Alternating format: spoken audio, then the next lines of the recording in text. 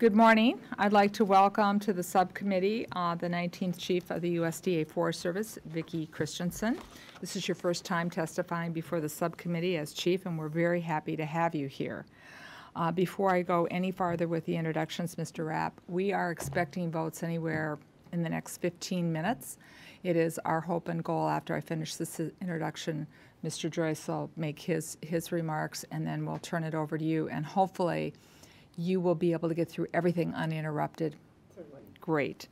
Well, joining Ms. Christensen today, Chief Christensen, I should say, is John Rapp, the Director of Strategic Planning, Budget, and Accountability. But before I get into the details of this budget request, I must say I'm extremely disappointed that Secretary Perdue was not able to attend this hearing. I hear there might be some endangered turkeys out there someplace who might be disappointed that the Secretary isn't at the hearing today. Our staff has coordinated with the Forest Service staff, however, though, all kidding aside, multiple dates and time options, and the Secretary has been unable to make anything work. It's not the I understand it's not the responsibility of the Forest Service to manage the Secretary's calendar, but his failure to appear before this subcommittee is not acceptable, and unfortunately it reflects very poorly on both the service and the department. 2 years ago, Secretary Perdue testified before this subcommittee, and he misled me. He misled the entire subcommittee. When I asked whether the mineral withdrawal study in the watershed of the Boundary Waters Canoe Wilderness Area would continue, Secretary Perdue stated, and I quote, "Secretary Zinke and I have already met about this, and I think your statement regarding the 2-year study over sound science, none of us would know what to do without the facts based on sound science, and we are absolutely allowing that to proceed." Secretary went on to say, "As you know, that your state has a shot at that after the recommendation as well. So we are determined to proceed in that effort and let it run its course. No decision will be made prior to the conclusion of that," and I end the quote. This administration and Secretary Perdue walked away from his commitment. The Forest Service was not allowed to complete the withdrawal study, instead favoring politics over science. The Bureau of Land Management proposed to renew mining leases in the Boundary Waters, and Secretary Perdue canceled the withdrawal application. Our hearing today, though, will address the President's 2020 budget and the request for the U.S. Forest Service. This is this administration's third budget, and just like the previous two, it falls significantly short in what a reasonable budget request would look like for the USDA Forest Service. And, like this administration's handling of the Boundary Waters, it favors politics over science. I am pleased, however, though, along with the full committee here, to see that the firefighting fix is included in this budget request. And that's a major priority for this subcommittee, and we look forward to funding it in this year's appropriation. Unfortunately, the budget request does not make equally important investments in the necessary activities that ensure forest health and prevent wildfires. The President's fiscal 2020 budget request provides $5.1 billion in discretionary funding for the Forest Service, and that's a 16% reduction from 2019 enacted levels. And it ignores congressional priorities and eliminates 15 programs.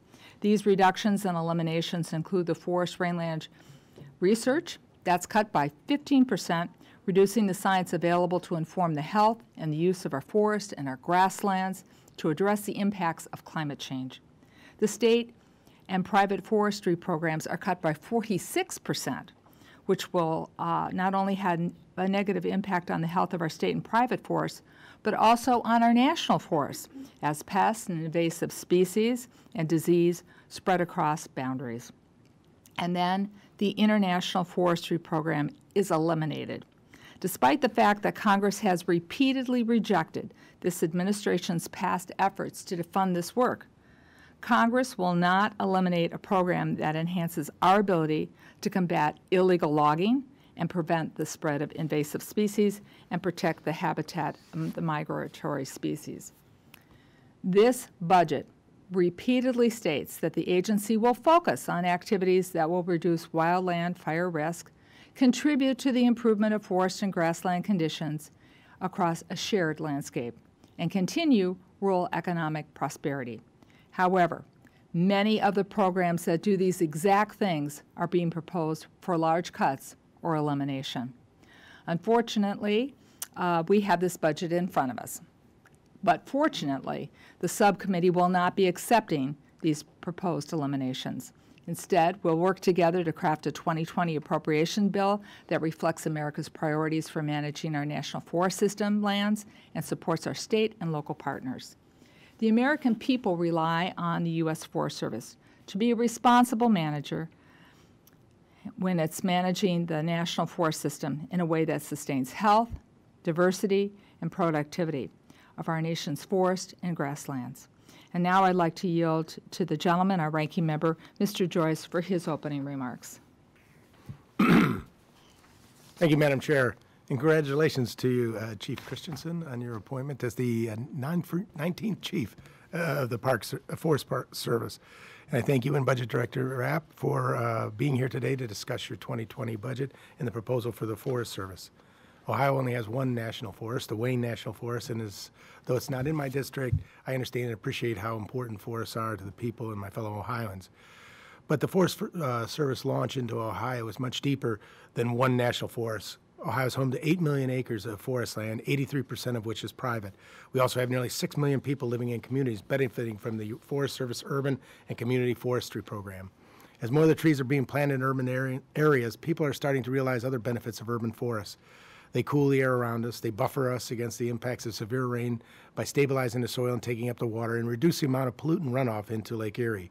Harmful algal blooms are still a serious problem, but we're starting to understand that urban forests are part of the answer. Ohio is seeing an increase in forest fragmentation, which, as you know, can directly impact management and forest benefits like timber production, wildlife habitat, and recreation.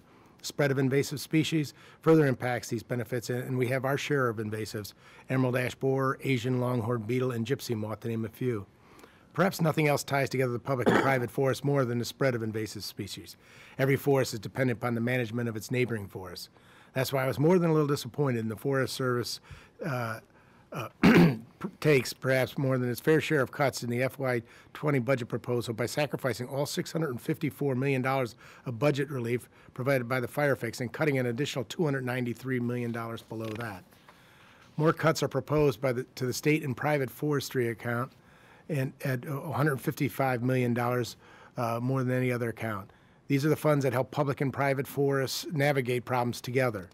The Urban and Community Forestry Program, which takes up less than 1/2% of the Forest Service budget, is eliminated. It's clear to me the Forest Service budget for FY20 has some holes to fill, especially for states like Ohio. And I hope to work with my chair and the rest of my colleagues on the subcommittee to do what we can to fill those holes. Despite these trouble spots in the budget, there are some bright spots I want to highlight and give the Forest Service some credit. The fire fix frees up Forest Service operationally to turn its attention to managing forest health and preventing catastrophic wildfires from happening in the first place. I applaud the administration for putting a bold proposal on the table for the Forest Service and Department of Interior. As long as our national forests are managed responsibly and sustainably, I'm all for it. Chief Christensen, I thank you and the entire Forest Service staff for your work to care for our nation's forests. We know that all of you care deeply for our forests and the communities that depend on them. Thanks again for being here today, and I look forward to our discussion. Thank you, Madam Chair. I yield back. Thank you. Before I go to the Chief, we're very honored to continue to have Mr. Simpson, former chair, on our subcommittee. Mr. Simpson, any remarks you'd like to make before we start? I would just say, I agree with what both the chairwoman and the ranking member said about cuts in the Forest Service. I also understand that this is the president's budget and he has to work within the law. And the law currently is sequestration. And I don't know that we've changed that yet. I hope that we do in the future, and I know that the chairwoman is working very hard to get a larger allocation for this subcommittee so that we can fill in some of the holes that are created by the president's budget when he has to submit it. So I appreciate you being here today.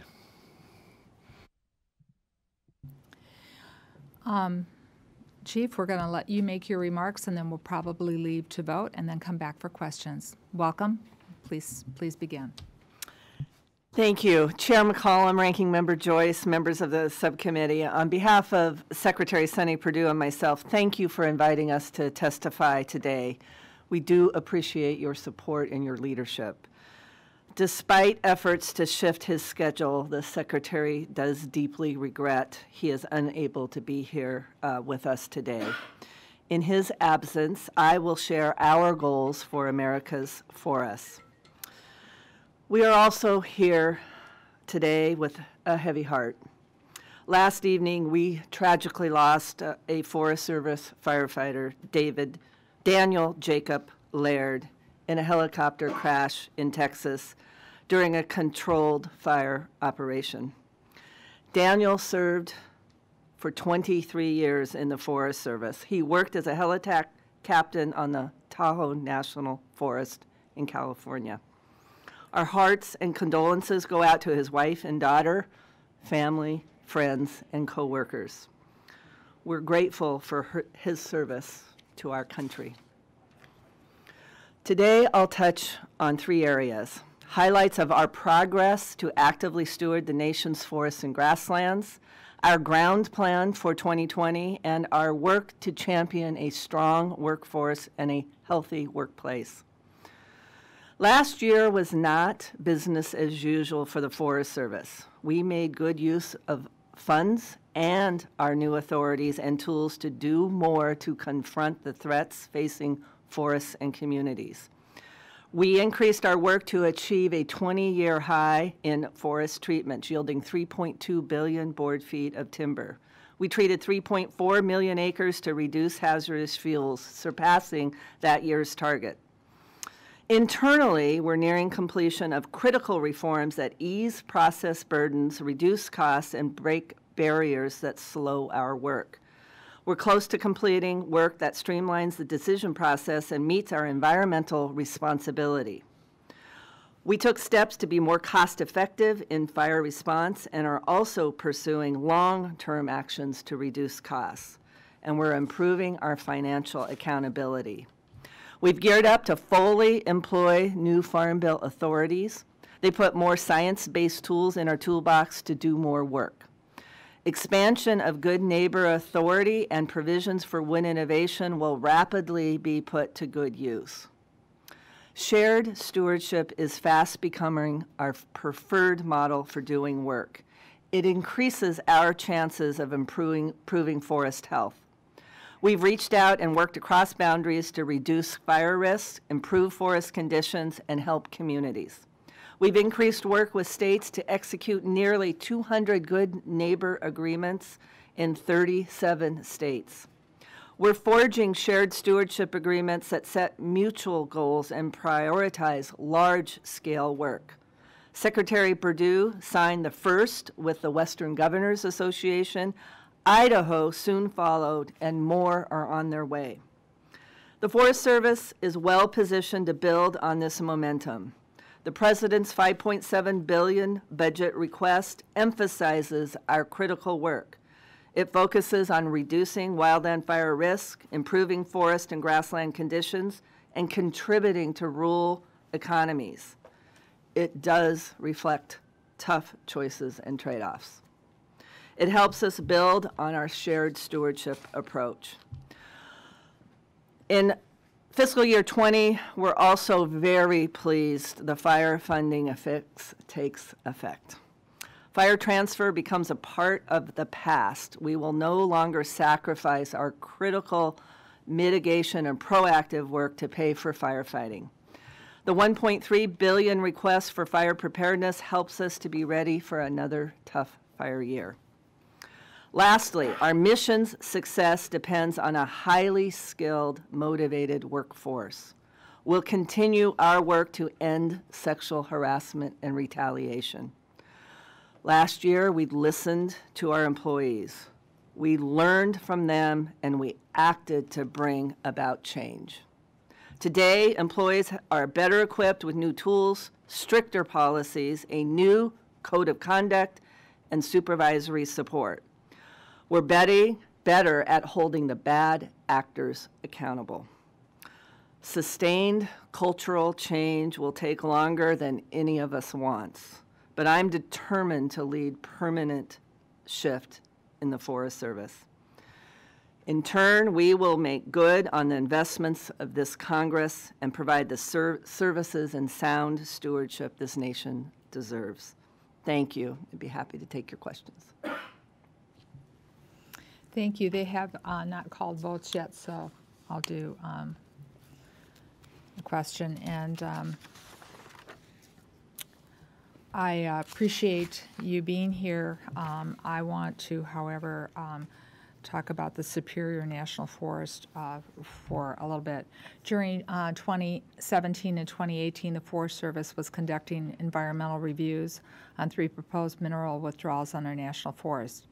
Metho headwaters in Washington State, Immigrant Crevice in Montana, the Rainy River watershed in Minnesota. All 3 of these withdrawals were proposed in response to the serious threats of acid drainage from gold and copper sulfide ore mines. The Forest Service completed thorough environmental assessments known as EAs for the withdrawals of Washington and Montana. And in September of 2018, the service recommended to the Secretary of Interior that both mineral withdrawals be complete. Same month, Secretary Perdue issued a 1-page press release and abruptly canceling the proposed mineral withdrawal study in Minnesota, which put the Boundary Waters Canoe Area Wilderness, the most visited wilderness in America, at risk of irreparable damage. No environmental assessment was released, and the press release made questionable claim that no new scientific evidence had been brought to light during the 20 months of review and public comment. Now, I'm not going to ask you to explain the Secretary's decision because Mr. Perdue will have to face his own questions from me. But what I would like your help as Chief of the Forest Service is to put this decision into context. Are you aware of any other incidents in which the Forest Service mineral withdrawal proposal was canceled 20 months or more into a study? Chair McCollum, in my short time as Chief, I am not aware of that. On March 1st, I sent a letter along with the chairs from the Natural Resources Committee asking for relevant documentation of the 20-month review. I know you've seen this letter, but I'll provide you another copy of it now. Without any objection, we'll be entering that into the record. No objection? No objection. So entered. In the letter, we asked for several assessments which were referenced in Secretary Perdue's press release on the cancellation, including the biological impact assessment, economic impact assessment, a mineral resource report, assessments of potential impacts to water resources, wilderness areas, and cultural resources. The letter that asked for these materials will be provided as soon as possible. We asked for it by April 1st. We know that there was a follow-up meeting to discuss to make sure that everything was in compliance, but we still expect this deadline of April 1st to be met. And today, just prior to the hearing, hand-delivered from the Assistant Secretary of Congressional Relations was thanking me for my letter of March 1st. But it does not say in here that they will be making the deadline of April 1st. And I just want you to know that for this committee, we consider that a hard deadline. Secretary Perdue was honest in his press release that all these reports already existed, and he must have seen them before he made his decision. So that's why we are requesting that information. I'll also note that the environmental assessments for Montana's mineral withdrawal included all these reports and was released for public review. And that only took 16 months. But after 20 months of studying the Rainy River watershed withdrawal, nothing has been released, even though Congress has requested its release. So I'm concerned. I am very concerned that there is a different standard, one that is neither fair nor consistent, that was applied to the withdrawal intended to protect the Boundary Waters wilderness in Minnesota. And I fear Secretary Perdue's decision was not based on science, but on politics. So we look forward to receiving the letter and the information on April 1st. And with that, I'm very aware of the request, and I know we're working hard. USDA staff met with your staff, and it is a big request, and we're working hard, and I understand your concern. We're going to do everything we can to meet that deadline and that request. Well, they were able to meet it for Montana. Mr. Joyce, if we want to try to get in one more question before we go over and vote, I'd be happy to do that, if that's okay with you. Go ahead. And it's you. Your turn. Go ahead. Thank you. Chief Christensen, the Urban and Community Forest Program served more than 200 million people in 8,200 communities across the U.S. through the development and maintenance of local urban forestry programs. To date, this partnership has generated more than $20 million in public and private support for projects that improve neighborhoods, restore watersheds, enhance the health of community forests, while leveraging $8 in non-federal support for every dollar of federal support. According to regional planning projections, 90% of Americans will live in the metropolitan areas by the year 2050. Given the increasing importance of urban forests to our growing urban population, why has the Forest Service proposed to terminate the UCF program in FY 2020? And further, what impacts will this reduction in federal funding have on communities that rely on the Forest Service for leadership in urban and community forestry? Thank you, Congressman. I really do appreciate your question. The top line is that we did make tough choices. We are focusing on the corpus of keeping the forest health in this nation whole in the national forest system, and prioritizing reducing risk to wildfire and sustaining rural economies. With that said, I do completely understand the importance of the small program that we leverage in urban and community forests and all the benefits that flow from urban and community forests. As a former state forester in the state government who partnered with the Forest Service, I know the high leverage, and we're always willing to work with you on it. But this request just, quite honestly, reflects our tough choices and priorities. Would the gentleman yield? So the city of St. Paul, for example, has more than 20,000 trees that need to be removed, and we remove them during the winter when the ash borer is inactive.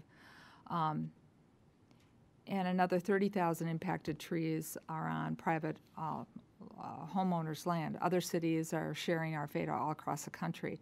Indianapolis, for example, has identified tens of thousands of trees affected by this beetle.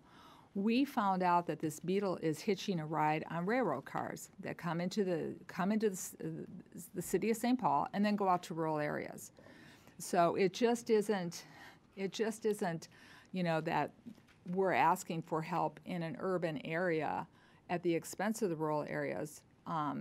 These bugs know no boundaries, and so everything's intertwined. And we really hope that in the future that the whole of the forest, including urban forestry, is considered more seriously by this administration. I yield back to the gentleman. Could I just make a quick comment? I really appreciate that, and just to be clear, our emerald ash borer work is funded out of our forest health that we have still is in our proposal. But the integrated look about forest health from urban to rural, I really hear you and support that.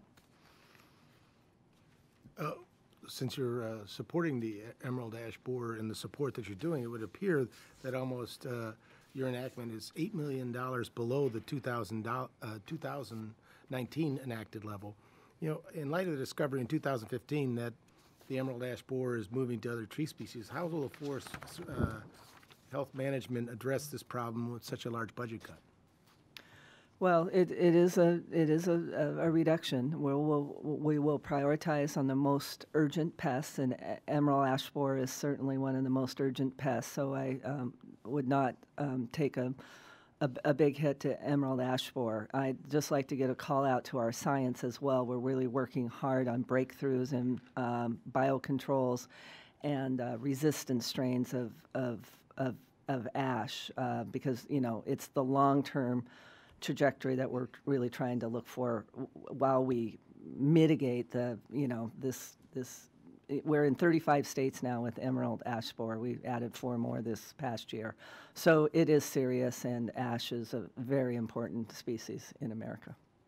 Exactly. It's sort of hard when you know that the problem has not abated, it's grown, yet we're cutting the funding to try to stop it. I understand. Thank you. I yield back. We have about 8 minutes remaining, and a lot of our close personal friends in the 300s haven't voted yet. Mr. Simpson, do you have a question? I'll save my questions till we get back. We've only got one vote. There's approval of the journal, but I don't know that they'll have that. So it shouldn't take too long. But the question I would ask, I think I know the answer to this. Is this budget proposal that's before us now, was this your original budget proposal that was sent to OMB? Or is this the result of the give and take that happens? Congressman, You don't have to answer that if you don't want to. As you know, we are given guidelines from the administration, Right. and we follow our guidelines, and we work through the process. And I would say once again that the administration, unfortunately, while I agree with everything they're saying, we don't want to cut these, I know you don't want to cut these programs. The president is kind of constrained by the law, and the law currently is sequestration. And we all know on this committee that that would be devastating throughout the government, not just to the Forest Service, but to every other agency. And we hope we can get around that or fix it or come up with an alternative budget proposal before we have to start making budgets. And I'm sure that our leadership is working on that. So while I share the concerns of the cuts and so forth, I'm not too, President's budget is the president's budget. It's, he proposes and we dispose. So we'll be back after the vote.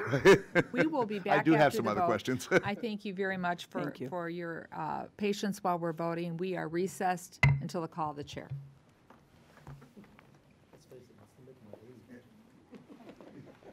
I didn't want to say Nick's name.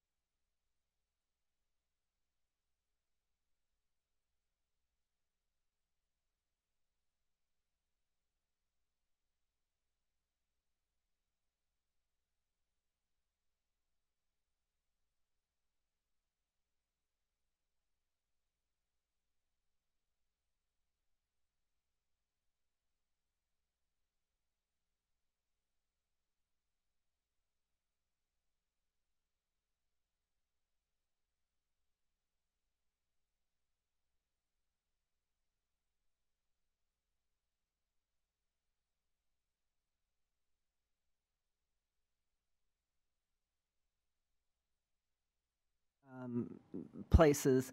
And then it's, you know, how we remedy it, because it is taking jobs, as you said, away from the U.S. Forest product sector. And of course, we do have concerns in invasive species and pests, many that we're dealing with now in how they come offshore to protect our nation's forests. So we work with APHIS and other USDA agencies to try to get ahead and project what pests might be the most problematic, and our relations across the country in multilateral forums are really important, how we come together as a globe to protect our interest in what is a great American asset, and that's our forests. And then also, I mentioned migratory species. Many of them winter in Latin America and the Caribbean. And by having good habitat, healthy habitat for the birds or the pollinators, we have the monarchs that go back and forth. That keeps the service from having to spend extra money doing some other things. One of the things we're working on together on this committee is not to add to the endangered species list. So could you maybe talk about what would happen to migratory bird species if that work was eliminated, what it would mean for you in general? Yes, certainly. Service? We are connected globally, and you gave two very good examples of migratory birds and the monarch butterfly. So there is an interest for us here in the U.S., certainly, about the health and vitality of these species. We, the Forest Service, are a connector. We bring these issues and these solutions together. Of course, it's our counterpart federal family that have the direct responsibility for endangered species, but we try to be the proactive folks that look at the possibilities and connect it in the globe. And I'd really be glad to work with you. I could go a lot further and deeper with our folks on international programs, and be glad to work with you on the possibilities there. That'd be great, because I think, the committee's looking forward to making sure that account remains in place and work with you to protect jobs as well as the environment. Thank you. Mr. Joyce?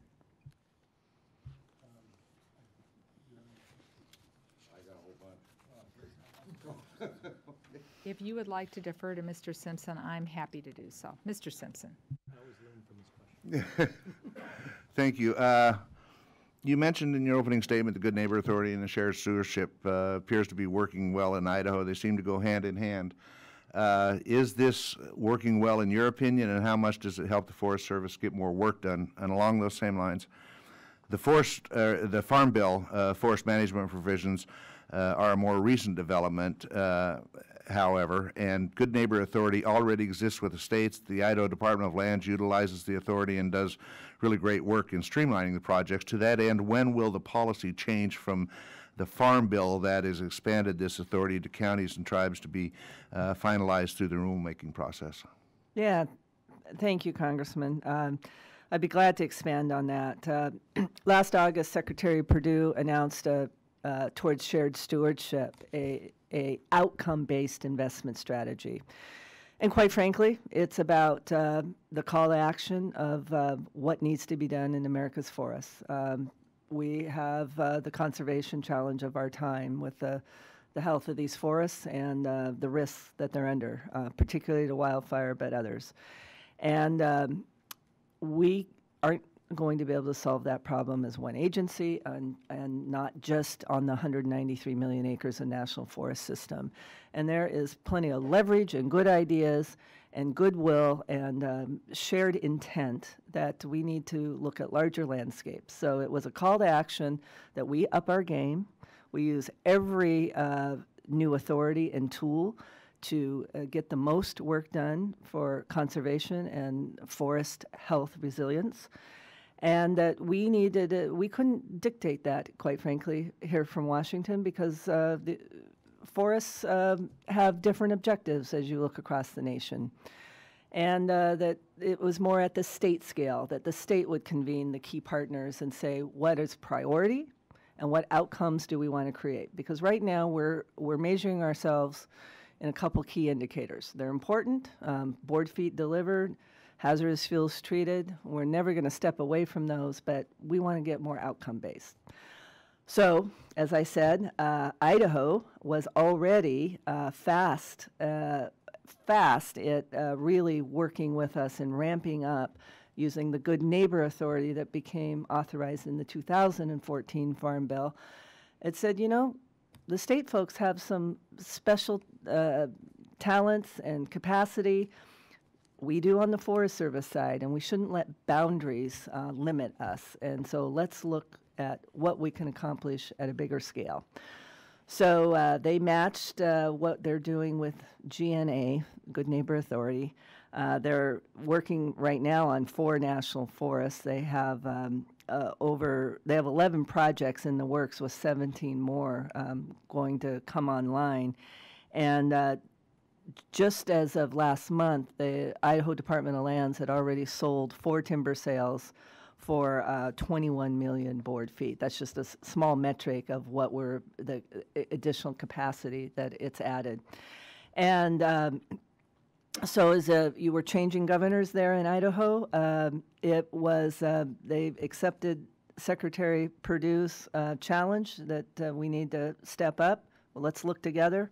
We all want to be a part of this solution, and signed a shared stewardship agreement with an intention to focus on 2 large landscapes, one in northern Idaho, one in southern Idaho, to convene the stakeholders that, because as you know, we have some great local collaboratives and their voice still matters, how we bring them all together and we look at, just as we're doing in these tough choices and budgets and whatnot, that we look at priorities and outcomes based on mutual goals. So it's we see it as a new way of doing business.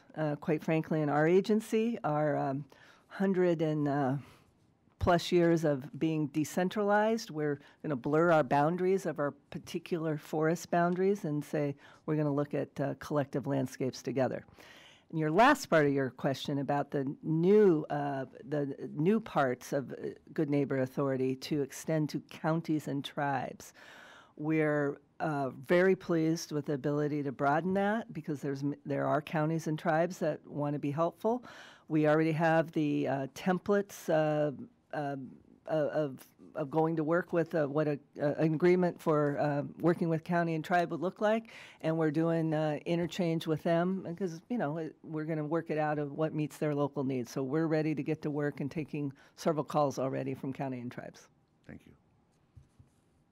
Ms. Pingree. Thank you, Madam Chair. And thank you very much for being here with us today. Welcome, Ms. Christensen. We had this committee had a great working relationship with Director Tidwell, so we look forward to having the same with you. I come from the state of Maine, and while we often think about the western states because there's so much public land, but Maine, in fact, is 86% forested, so I think we have the highest percentage of any state in the country. So there. But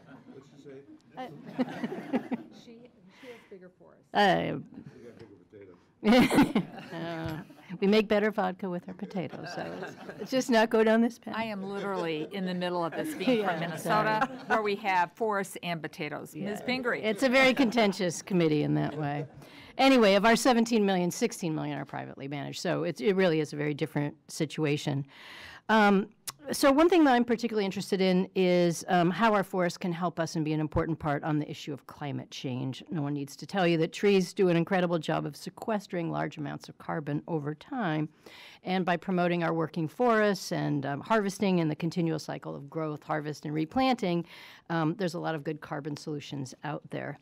So I'm just interested to hear from you what are some of the efforts by the Forest Service that promote healthy working forests and the carbon benefits associated with growing trees and the wood products they produce. And additionally, if Congress could direct the Forest Service to research forestry management that optimizes carbon sequestration while reducing wildfire risk, what are some of the efforts that we might undertake to promote such a change? Well, Congresswoman, I'm really pleased at your enthusiasm and the benefits of forests, because we really agree. They're a really critical asset in this nation. You're correct. They do. They're a carbon sink. They store. Our scientists say today they sequester 12% of the carbon dioxide that is emitted annually in this nation. So it's really important that we focus again on the health of our forests, to keep them working, to keep them dynamic, and to keep forests as forests. So in that vein, we're doing many things. I'll start with our research front. The basics of forest inventory and analysis. That is wall to wall across this entire country, the forest inventory for this nation. We call it our forest census. It's very important to track the health and the changes in the dynamics. That is something that we've done since the 1920s, and it's very important for all forest managers, private and alike. So that really helps us do our calculations about the storage of carbon in the forests and how they're changing and how they're evolving. It also gives us information and knowledge about forest markets and the emerging forest markets, which you mentioned. And we have to have forest markets if we're going to keep working forests working. Otherwise, they have a high likelihood of getting converted to other uses. So we have many of partnerships across the country, but some really solid ones in Maine, working on, of course, something we're very excited about, and we've had a strong piece in helping develop, and that's cross-laminated timber, mass timber. Mm-hmm. There's at least one announcement in Maine, and maybe a second one coming, of a CLT plant. And that's where we can take smaller products and you laminate them together to be able to have, beyond the residential sector, commercial sector building with wood. Now, this has several opportunities. It is all as the upsides as we see it. Of course, the carbon is stored even in wood materials for long periods of time. We've done work with universities and others on life cycle analysis of how much carbon is stored in these wood products. In producing CLT timber, it has a much smaller footprint in energy use than building with steel and concrete. So there's an upside for our climate solutions as well. What we have to keep pace with is that we are able to stay on the leading edge of developing these markets, because, as I said, forests are not going to stay as forests if they don't have an economic engine to keep them that way. There's plenty of upsides, and the downsides is that we have to focus on the health and resiliency of the forests. They don't burn as much in Maine, but as our forest burns, or the slow burns of invasive species, insects, and disease outbreaks, they can reduce the resiliency of forests, and of course, all those benefits that I just spoke about would be lost. We are doing several things in Maine. We did a whole forest products sector study. We invested over $800,000, and because Maine is really stepping up, wanting to say we want to be contemporary for what the markets are needing in the future. And I'm out of time, but just thank you for that. That played such a key and important role in helping Maine to think about, in the changing marketplace, moving from maybe timber to, paper products, less use of those in the future, and then some of these composite products that really show great promise. So we're very excited about that. Mr. Joyce? Yes, thank you. It's just sorry, get my microphone here. I was wondering the collaboration that exists between yourself, the federal authorities, tribal folks, and local folks in the prevention of wildfires. Oh boy, where do I start? Yes. Okay. it's sort of a cliche, but it's true. Fires know no boundaries, and that it doesn't matter what side of the responsibility you're on, that we must work together, because folks use and enjoy their forests. Some don't have the right vantage point on what fire dangers are, and so we have several efforts, and our friend the bear, Smokey Bear, here on the wall, celebrating his 75th birthday this year, is a perfect example of course, Smokey came out of the wartime era when we didn't have our folks back home to protect the forest, so it was all hands on deck that we need to be really really alert about forest fires. That's how Smokey's campaign came to be. And I'm proud to say I say there's 3 parents or stewards of Smokey. Yes, it is the USDA Forest Service, but it's also our state foresters across the nation, the National Association of State Foresters, and the Ad Council. It's the longest running campaign of the Ad Council. So that's sort of the top line of how we do fire prevention in this nation. We've gotten much more sophisticated. I've worked on this since early in my career as a young forester and firefighter, and working on prevention. That it's not that all fire is bad; it's about unwanted fire is bad. So we need to work across the generations and sectors about fire's right role. So bringing tribal communities, our local fire districts into this are really important, and I can give you much more detailed information.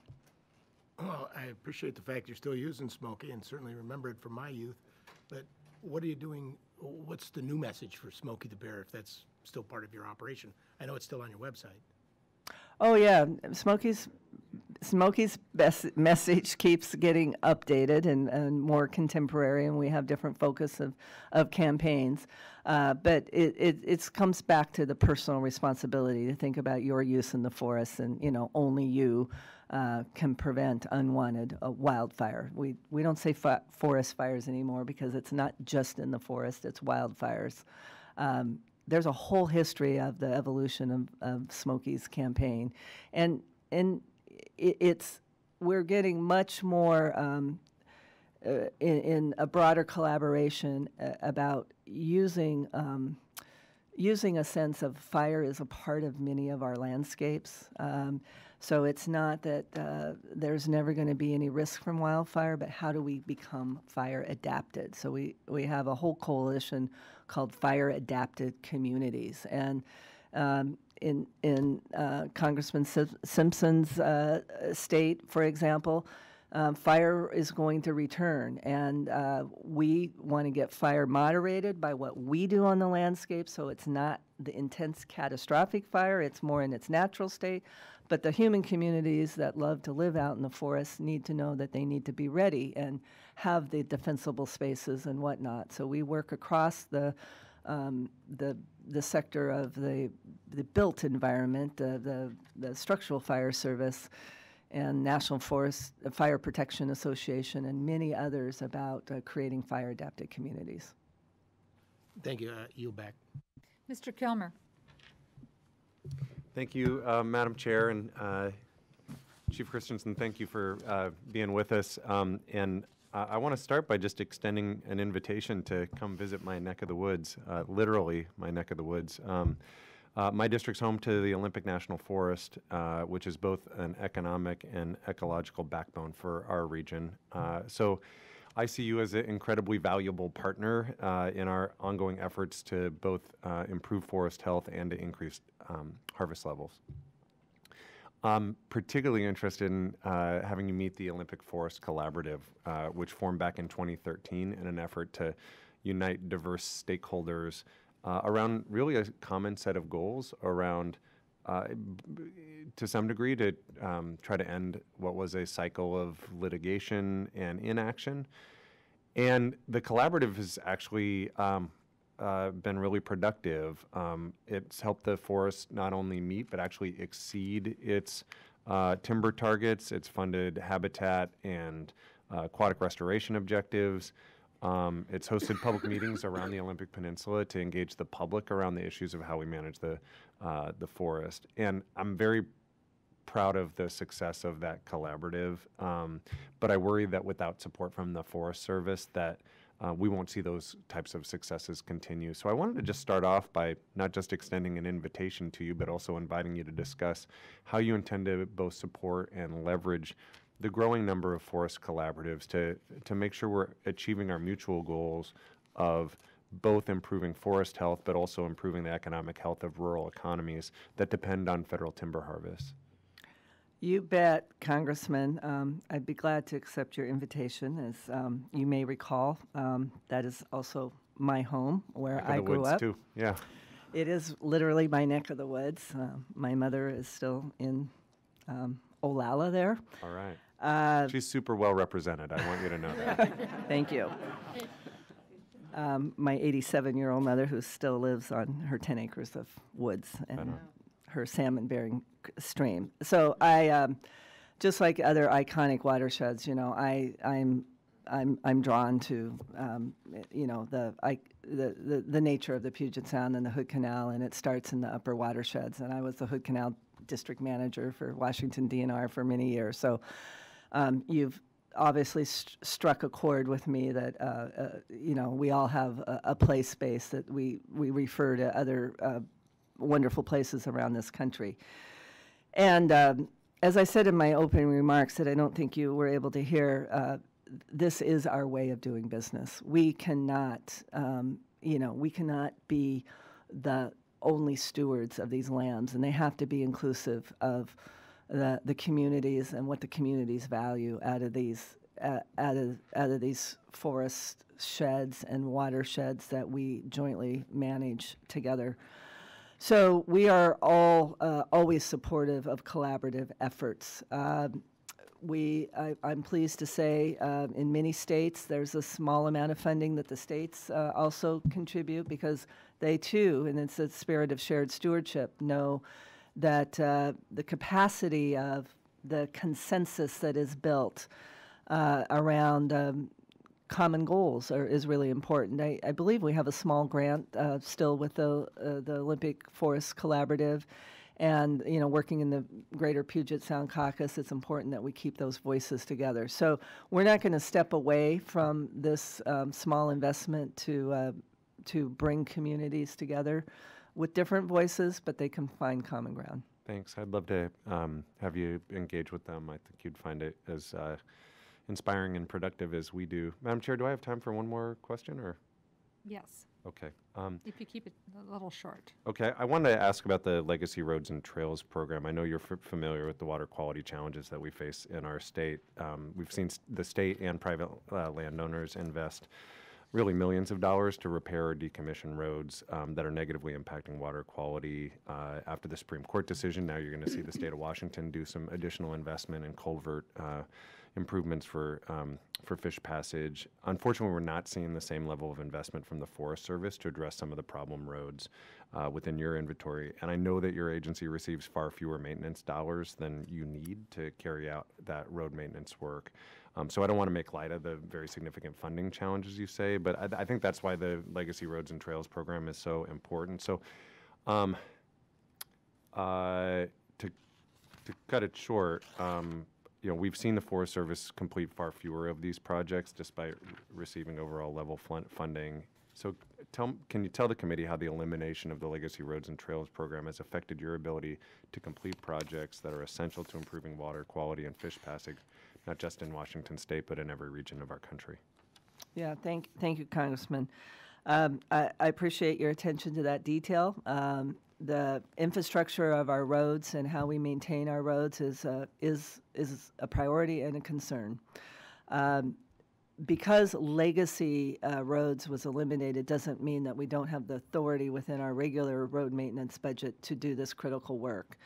And I can say that the fish passage, the aquatic organism passage, and watershed health is a high factor of how we prioritize and score these projects. because we do have to prioritize across the system. I can say there was a 30% increase from the fish passage work we did across our road system from 2016 to 2018. So that shows you how we're trying to prioritize within our resources. We're always willing to work with you about the critical nature of infrastructure and what these roads and trails bring to the benefits of communities and citizens. Thank you. Thank you, Madam Chair. Mr. Simpson. A couple of questions. A couple of quick questions. In the 2018 omnibus, we gave the Forest Service Authority on many categorical exclusions to help reduce the risks of catastrophic wildfires. Is the Forest Service going to be able to utilize the CEs from the 2018 omnibus? If not, when do you anticipate these much-needed tools to be finalized so that land managers can use them to help manage our forests? Yes. We greatly appreciate the tools that went along with the funding fix. We know that was a huge effort, and as I say every day, it's not business as usual in the Forest Service. So we need to use the tools that were given us, and we are. Specifically, your question about the CEs in the 2018, we're making good progress with the utility right-of-ways. We have some really good examples how we're doing statewide MOUs with major utilities, so they have the authority to go just off right-of-way to maintain hazard trees. In the the fire resiliency CE, I call it the merge lane. You know, our program and work is a year and 2 years out, so we're merging that tool in as we do our program and work in the coming years. Between the 2014 authorities and the 2018 omnibus, we've put over almost 200 CEs out, and we'll be increasing that as we continue our program and work in the out years. One other question that I'd like to ask, but I need to have you come in and sit down, and we need to have a talk about where we're going to go with the air tanker fleet, what the Forest Service's plans are in the future. This is something I've been interested in ever since I was chairman of the committee when we had to ground the fleet. And I've always thought that the Forest Service ought to have at least a small fleet of their own that they control and stuff. I don't know if I'm right on that. And I don't know if that's where the Forest Service wants to go now, but we need to get on the same page so that we're headed in the same direction and trying to address that issue. And maybe we could do that in a meeting afterwards. Lastly, I just want to say, and then I'll be done, Madam Chairman. I was pleased in your opening statement when you said that you were going to hold the people accountable that have been accused of sexual harassment and other things within the Forest Service. I don't want that to reflect on the thousands of great employees you have out in the Forest Service doing a great job. These are a very small number of these employees. And I work with the Forest Service employees out in Idaho all the time, consult with them and talk to them all the time. And you know, they have a difficult job in that if you live near a forest, if anybody lives near a forest, they can always manage it better than the Forest Service could. It's kind of like the Monday morning quarterback at a baseball game, you know, or a football game or something like that. They could have always done better. And everybody has their opinions, and they try to come up with these forest plans and so forth. And the Salmon Chalice National Forest now is a challenge. The local communities and stuff have some issues with that. I just want to make sure we keep the communications open so that local voices can be heard as we try to develop the Forest Service plans for the Salmon Chalice National Forest so that they can feel involved and as part of the process also. So I appreciate that, and I appreciate the great job that you and the Forest Service do. Thank you. Thank you, Congressman. If I could just give a quick reflection. I appreciate your acknowledgement of the wonderful employees that are in the Forest Service. And they're stepping up and they're speaking up to support each other. And we're not just about stomping out the bad actors. We're definitely there, and those are the minority. But how we create a vibrant workforce for the future. And I appreciate your acknowledgement of different viewpoints and energy around our public lands. And I'm tracking and aware of the energy around the Salmon Chalice Plan. I know there was a meeting a couple weeks back about the wilderness evaluation and inventory, and wilderness is a high value both ways. So we are monitoring that, making sure that we have the right tone and the right ears and the right transparency and listening to all voices. Thank you. I want to follow up on Ms. Pingree's question. There was a lot that you discussed that was very interesting, but I want to follow up back on climate change on forest lands. So the national assessment, the fourth national assessment came out with a conclusion with respect to climate change impact on the national forests. And I'm going to quote from one section of it, and quoting from the fourth National Climate Assessment. Forest management activities that increase the resilience of the U.S. forest to climate change are being implemented with a broad range of adaptation options for different resources, including applications in planning. That sounds like good news, but we also know that the President has not agreed with many of our climate scientists as they have put forward assessments, ideas, and direction that they think our planet, our ecosystem here in the United States and around the world is heading. So I would like to ask you, as the Chief of the Forest Service, do you agree with the National Climate Assessment's conclusion in respect to climate change impacts on our national forests? And if not, why not? Congresswoman, I can assure you that, well, I am not, I have looked at the report, but what I can assure you of is that we are responsible to provide scientific information and technical assistance to all forest land owners in this nation and to directly manage the national forest system. So what we're good at is about vegetation impacts and what happens to vegetation on the landscape. So we are definitely monitoring and see a change in forests and do believe that some of the factors are from what we're seeing in a changing climate. So I'm not going to step away from that. I'm going to say what we ask our folks to focus on is that we look at the mitigation and the adaptation. The mitigation, as Congresswoman Pingree and I discussed, is forests are a great sink and we need to keep them vibrant. In adaptation, we need to think about the future and what these forests and these forest conditions and ecosystems will be faced with, and how we can make sure that we try to adapt practices for the future. Well, as Ms. Pingree stated in her question, and as you've alluded to, climate change helps a lot by removing CO2 from the atmosphere. But right now, the future's not looking very bright for some of our forests in Minnesota. Dr. Freelich's testimony to the Minnesota House of Representatives, he warned, and I quote, "Big changes are coming to the Midwest because of global warming." And that our boreal forests are likely to disappear from the region along with 31 of all of our native species if we do not act to reduce CO2 emissions.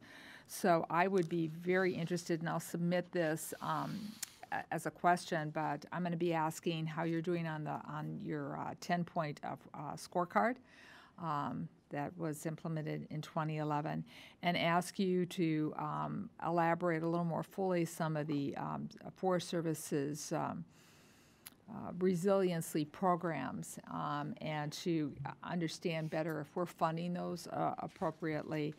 And if you've been looking at the projected potential economic loss from climate change on forests and the communities that depend on them, because if we lose our forests in Minnesota, we lose jobs. We have school to land. We have a lot of things that will be put at great risk if we don't move forward.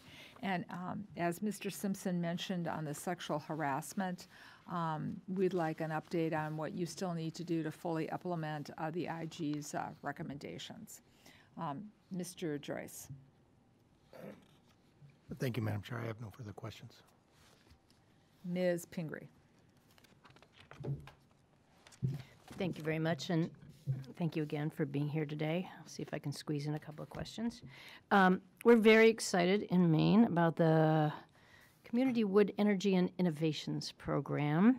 It's a new program in the Farm Bill that I'm excited about, although maybe it was already there before the Farm Bill. But full funding for this program of $25 million would be highly relevant and timely in Maine, where, as we talked about earlier, mass timber manufacturing is a real opportunity, but also wood heat is a big component of what we do. We're one of the most oil-dependent states in the nation, so people use a lot of wood-burning stoves in their homes.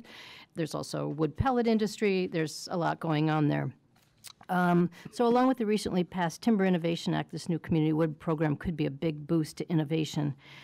Could you assure Congress that the program will be ready to go with a national release this fall, and will the Forest Service commit to developing program guidelines so that there's no delay in implementation once the new fiscal year begins? How is progress on this program and the Timber Innovation Act, which we talked about a little bit, how's that coming along? It's coming along very well, and I'm pleased to say, Congresswoman, that the Farm Bill, yes, elevated it by codifying it permanently, but we have been working on wood innovations with some authorities to use a small percentage of our hazardous fuels fund. So we've been doing wood innovations grants for several years. In fact, there's many in Maine, and some of these breakthroughs that I referred to earlier as a result of some small investments to do some proof of concept and get these to the marketplace. So you feel if this is, now that it's codified, if there's continuing funding and a regular source, yes, you're absolutely. ready to go? Absolutely. And I'll just say for the benefit of the committee, if anyone's interested. So in Maine, we're very dedicated to wood, and I run a small farm, and we operate three wood, we have a wood boiler, and we run 3 greenhouses year-round, all based on wood that's with a Garn boiler that comes from Minnesota.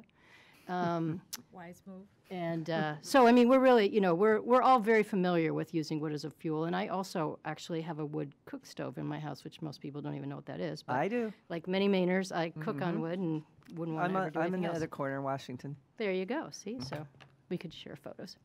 All right. So thank you for doing that. And I really think that's just very helpful. But another topic I wanted to touch on, if I have a minute, is on the workforce. And I know it's a little bit out of your wheelhouse, but it's just so critical. A new report in Maine recently found that we are in the midst of a shortage of loggers and log truckers that's only getting worse. A study of employment and availability and wage analysis found wages for logging equipment operators and log truckers are low relative to other similar jobs, and there's just a large looming retirement for large numbers of loggers.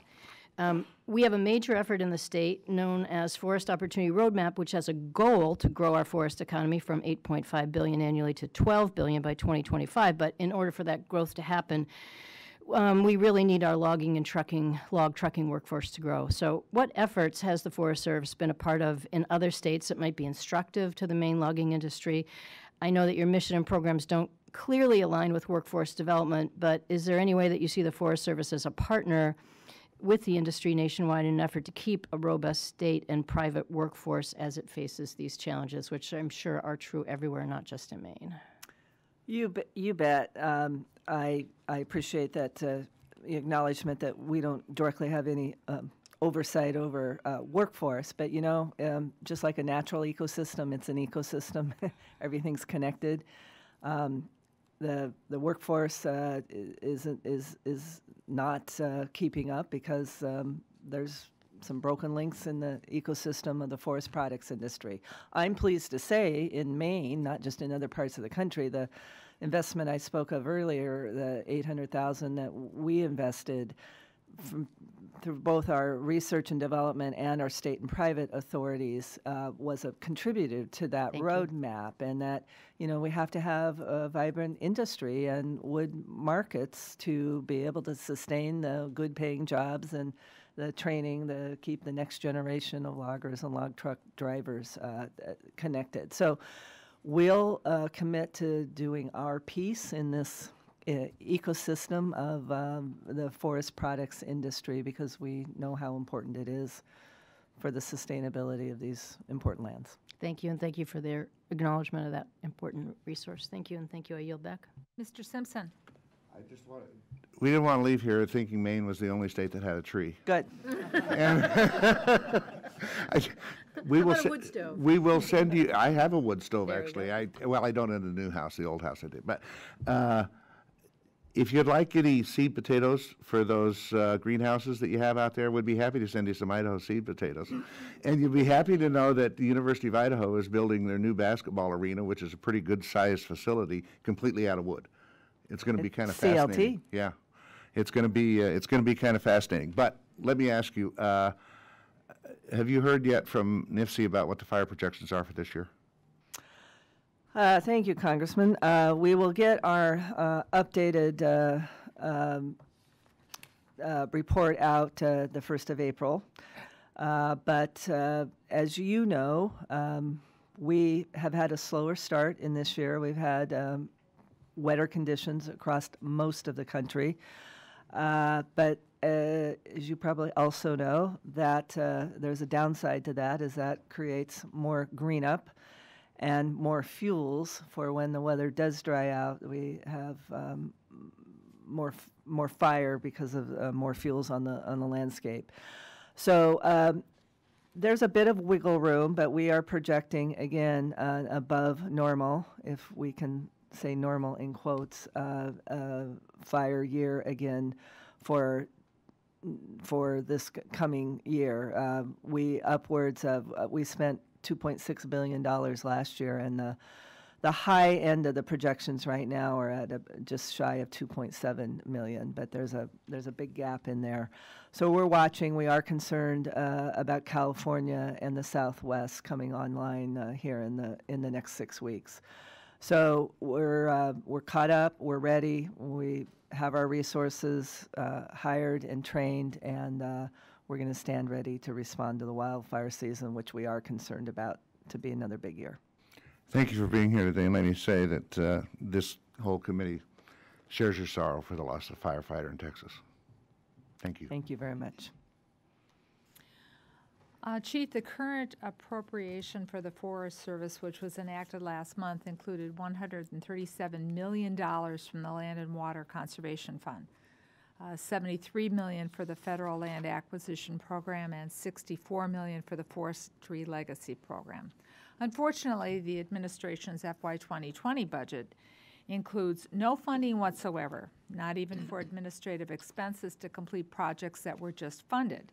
I think the President's zero request is foolish and short-sighted, particularly when it's all but certain that Congress will fund the program. But I understand it's administrative's prerogative to make, request zero if they choose to do so. But nevertheless, for the past couple of years, Congress has included a directive that the 4 land management agencies, including the U.S. Forest Service, send a prioritized list of potential projects. And that directive was once again in the 2019 appropriations bill. Would you please tell us the status of the Forest Service list, and will it include projects for both the Forestry Legacy Program and the federal program? Yes, Chair.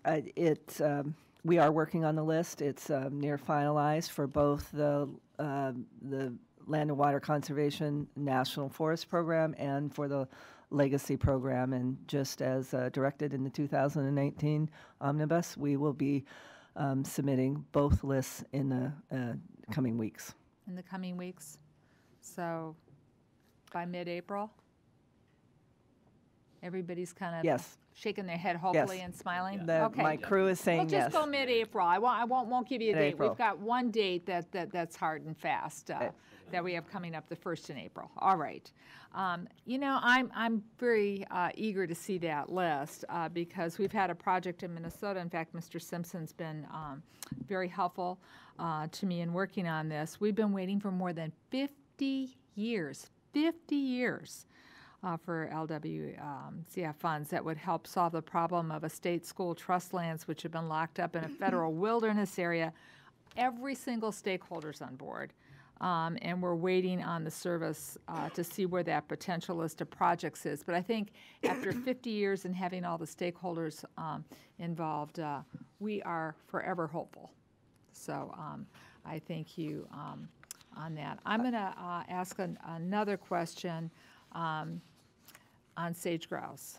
The Forest Service has worked in cooperation with the Bureau of Land Management, Fish and Wildlife, states, ranchers, NGOs to have a diverse, collaborative, science-based conservation strategy for the greater sage grouse and its habitat in the National Forest System and the Bureau of Land Management administered areas.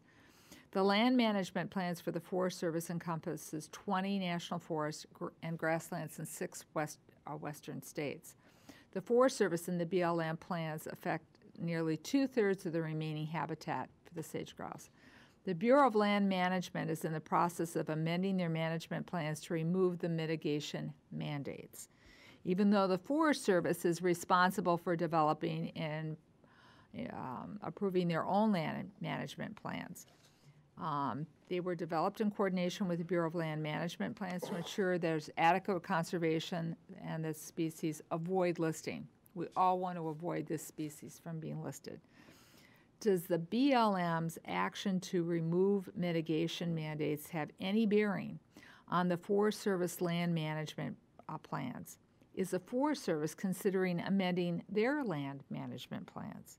And if so, what key elements are you looking to reverse? Thank you for the question. We are working on amending our land management plans to be more responsive to the states. We work closely with the states and with the BLM. We are looking at the comments that the process that BLM has gone through. We're about 4 or 5 months behind their process. We are absolutely focused on the objective of making sure that the viability of the habitat for the sage grouse is whole and to avoid a listing. That's what these sage grouse amendments on our land management plan is all about, while still making them workable with our multiple use mandates. The mitigation measures that the BLM is putting into place or not, our amendments are not dependent on what they're doing. We have a different part of the habitat. The nature of the BLM lands and the Forest Service lands are a bit different. We are using joint science that I'm pleased to say our scientists at Forest Service are a partner with in contributing. And I'd be glad to update you about the details of the plan amendments as they work their way through the process. Well, that would be great. We'll also be talking to BLM. So from what I'm hearing, does the Forest Service still plan to require that habitat disturbance must be mitigated to the standards of no net loss? It's dependent on the science and what's doable in each plan. So we can get back to you with the more specifics on each forest plan amendment. I think we need to do that because if BLM's not holding to that standard and you're not holding to that standard, we could find ourselves in a world of hurt and all of a sudden with a species that we've really worked hard not to list in this committee. You bet. Mr. Joyce? Well, while I have no further questions, I understand many in the audience are from the Forest Service Leadership Program. And so you might have seen or heard things about Congress, but you can see how collegial we all are, certainly at this table. And you know, at this table, such things as the fire borrowing has started, and it started really under my personal. When I first got on this committee was my chairman and has been a leader in this ever since, Mike Simpson. And so you could see why I would defer to someone, and Mike certainly deserves recognition for being the leader on that fire borrowing. It's been an amazing stat to me, being from Ohio, how much we spend on fire unfortunately, wildfires that already are wild, but then the prevention that's necessary to do this. And it certainly was with his leadership out west. And he made sure that he stayed on the committee when I became a ranking member because he didn't know if the West would be properly represented. Having two folks from the Great Lakes here in the leadership spots. You heard him say they only had one national forest. I make up for that. I yield back, Madam Chair. Ms. Pingree. I'll be brief, and thank you again for your time with us today. And I know there are a lot of places where programs are proposed for elimination in the president's budget, and I hope that our committee will continue, and two of those are the Community Forest Program, which has been really important in Maine, providing matching funds to government entities, Indian tribes, others who are concerned with forest lands being taken over for development. And as we've talked earlier, there's an important role for forests, particularly in these difficult times with climate change and the need to mitigate more carbon. And so every acre we lose of a forest is one you rarely get back. And that program is really important. And also the landscape scale restoration program that helps state foresters to work with partners to look at broader areas and landscape results. And so while I know it's our job to find ways to make sure that those stay funded, would you want to say anything briefly about your work with those and the value of those programs? Yes, thank you. I guess I'll be a little more real and personal here, because when those programs came to be, there were the innovation, the leading edge of how we don't just think about a program and getting something done, but we think about outcomes at the landscape scale. And these conservation, and so I was still a state forester, being a partner and trying to do this in my community. And I was state forester of 2 different states, by the way, both out west, but very different, Washington and Arizona. Right. And my point is they do create a way to be in community. The community open space grants, it's a small program, but it fills the gap of that space where communities are looking for a little leverage to either get a conservation easement or a outright fee ownership, so they can have a community-based forest. And we've seen a lot of good response, and it's a platform by which working forests and forest conservation both can thrive together, and community engagement. And on the landscape scale restoration, again, it's to look at from whatever vantage point, a watershed, a rural to urban gradient, where state foresters and local partners can stitch together a couple different what used to be old colors of money and say we're trying to create an outcome at a bigger scale. So we've seen a lot of folks step to the plate and step forward in how we are inclusive with communities across state, private, and tribal owners. It's not just about the national forest. It's great. Well, again, thank you, and thank you for work as a state forester and bringing that experience to the role you're doing now. I think that's very valuable, so thank you. I yield back. Gentlemen, unless you have further questions. We're going to be submitting a question for the record on what is going on with the Caribbean Landscape Conservation Cooperative, especially in light of what has happened in Puerto Rico and the U.S. Virgin Islands. So we look forward to hearing back on that. And also, before I conclude this hearing, I'd like to thank you personally, Chief. Thank you for being here. Mr. Rapp, you were silent, and so were the folks behind you. But we appreciate all the work. Oh, but he wasn't getting me ready.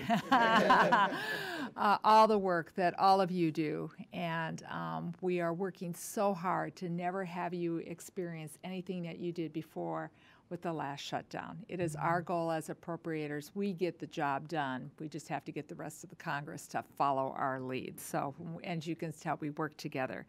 And then finally, our condolences, as Mr. Simpson pointed out, to the family of, the Forest Service family in general, but to the family in particular of Mr. Danielaire, who lost his life in the line of serving our country. With that, the meeting is adjourned.